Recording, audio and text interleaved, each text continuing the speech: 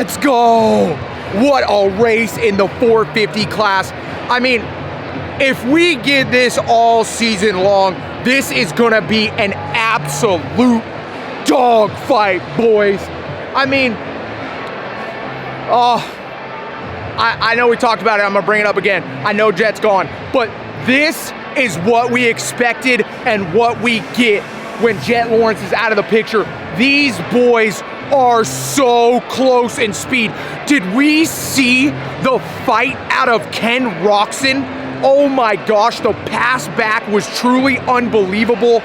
Ken Roczen was able to fend off Eli Tomac, then get into that 7-minute mark, but it just looked like Eli Tomac had a little bit more speed and he had a little bit more cardio.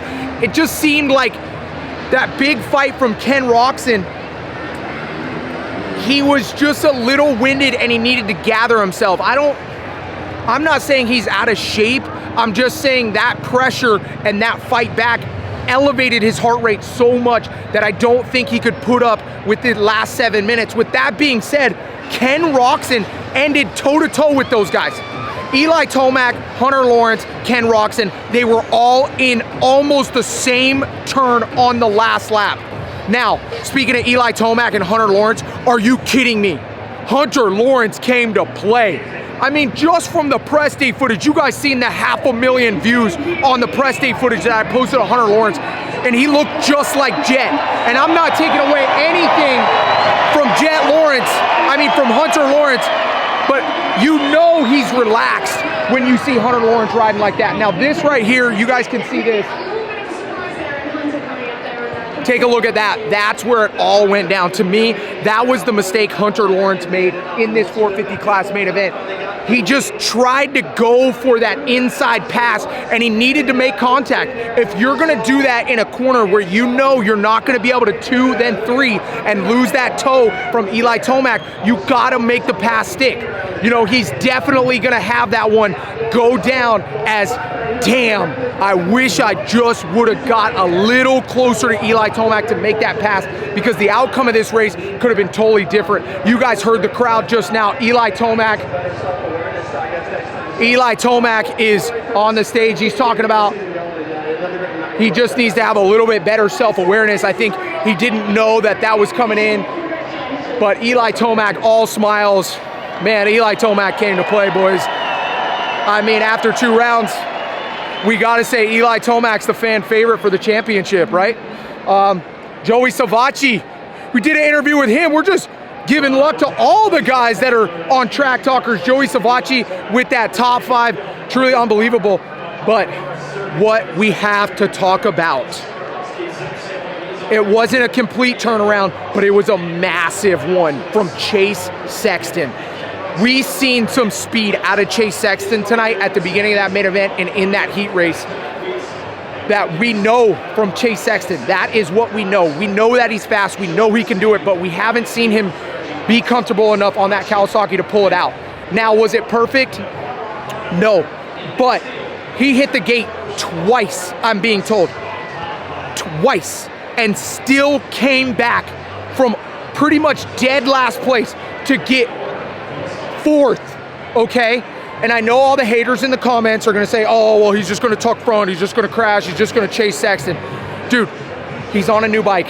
He's clearly not, he's having a hard time controlling his emotions, and that's why he's jumping the gate and hitting the gate. He wants it so bad, there's so much anxiety, and he wants it, that he will do anything to do it more than anybody, and he's willing to jump the gate, time the gate, whatever that might be to get out front, and unfortunately, it didn't happen.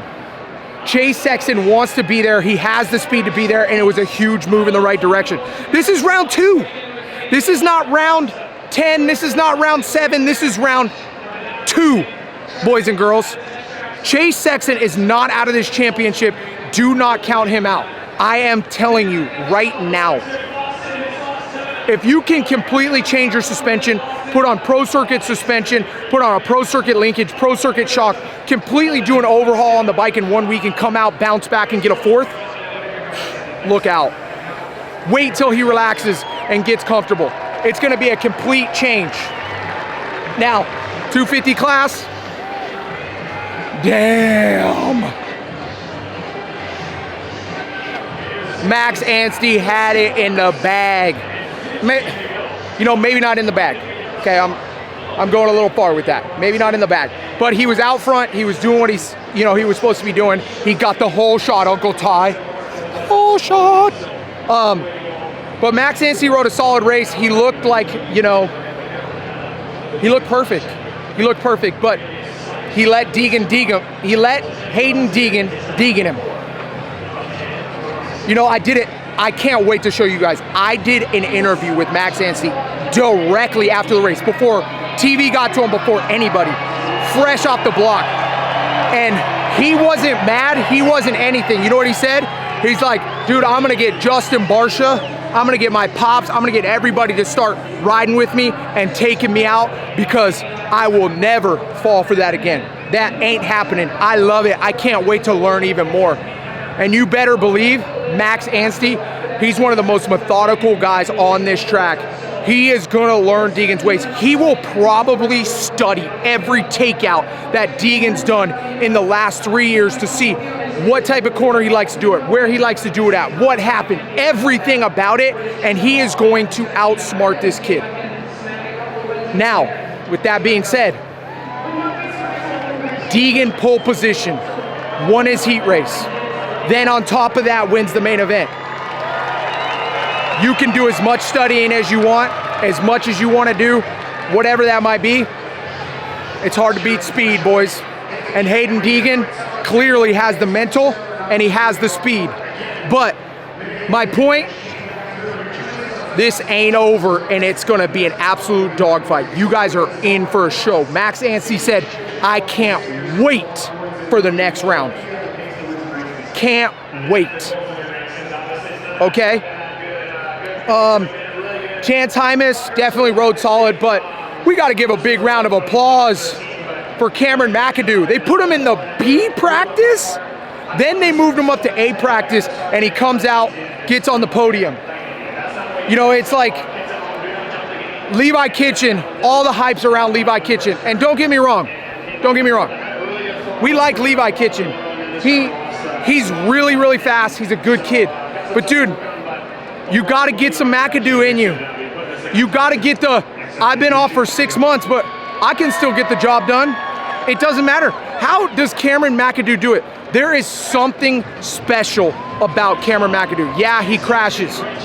But dude, I don't know anybody that can come off this many injuries, this much time off, and still be able to get up front and get on the podium consistently. Moseman on the podium again. What a ride from Moseman. Could this be the year? It possibly could. Chance Hymas had a little fall, but again, looking solid. 250 class, absolutely epic. 450 class, even more epic. Can we bring on A2? Bring on A2, boys. We need it. Thanks for watching Track Talkers. Like, subscribe, tell your friends, tell your mom, tell your dad, tell your aunt, tell your uncle, tell your sister, tell your brother. We appreciate you guys. San Diego, round 2. It's a wrap. Peace.